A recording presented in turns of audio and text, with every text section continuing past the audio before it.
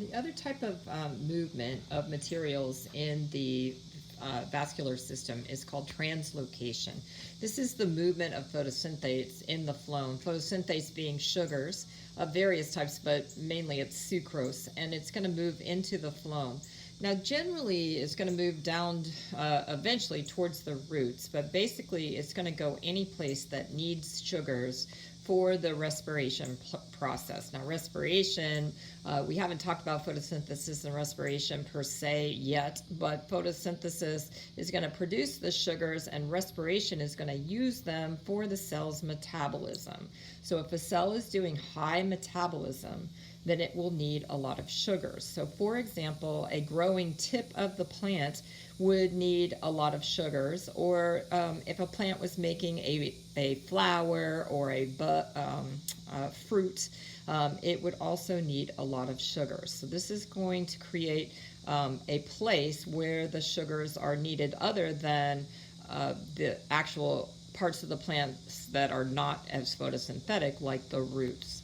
Eventually, though, any leftover sugars are going to be stored in the roots as a starch in the roots, and then in the spring, when the photosynthesis is somewhat low, the plant can mobilize that starch and use it for the new growing tips. Now, this is the way it basically works.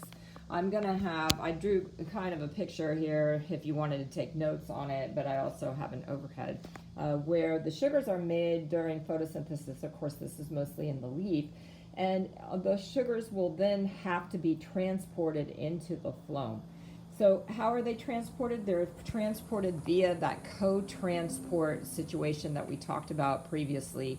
That is, co-transport is transporting hydrogen ions across the membrane and using the flow of hydrogen ions to bring the sugar inside of the sieve tube element. So I've drawn here a sieve tube element and a companion cell. What this is representing is the concentration of sugars. So when it first moves in here, I have a super high concentration of sugars, and wherever it's being used, let's say the root, it's going to have a lower concentration. So in general, you have a concentration gradient from high to low. The other thing that happens here, though, is that the neighboring xylem vessels that have a lot of water in them, because of this high concentration of sugar, are going to have osmosis of water going from the xylem into the phloem cells. And that is just because high concentration of water, lower concentration of water, and the water will move in. And as that water moves in, it creates a mass of water that will also help move this material down. So this theory has two names to it, and some people prefer one name over the other, but one is source to sink. So in this case, it's referring to the high concentration to the lower concentration, whether it's root or fruit or growing tip. And the other one is pressure flow hypothesis, which just means the pressure of all the water moving in creates a bulk flow scenario where the water is moving down from the top of the plant to the bottom. Now here's a better diagram, perhaps, just because it's perhaps clear. It's showing you, let me get it close enough so you can see. It's showing you the leaf cells, so say for example the mesophyll cells, and then the bundle sheath cells that are then going to be next to the phloem, and then it's going to load on the sugars in the phloem and water will come in. It will be also offloaded, just by the way, in the same way. In other words, it has to be offloaded via that co-transport process as well. And it's going to be offloaded to the tissue that is going to be using it. Okay.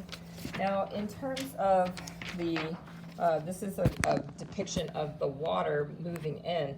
And the water is going to move in here and help this flow downward. But notice that as it goes down and it's being offloaded or being used as you go along, then the sugar amount, and also it's diluted too, and the sugar amount is less, then there's less water moving in. So the most water is moving in where there's the highest concentration, and less water as you get further down. And at some point, the concentration of sugars, that is in the roots, will be really low, and therefore the water will just be moving up the xylem. So what this diagram is showing, and this is important, I think, to understand, is that the water in a plant, if it's not lost, which is most of it, can also be circulated. In other words, it's circulating throughout the plant. And this is important in terms of ions, because ions that are in the water can also be circulated throughout the plant and going to the places like the growing tips or fruits or etc. where they need it. If it's not taken up with the water, it's going to be recirculating. Okay, so that's an important feature to understand.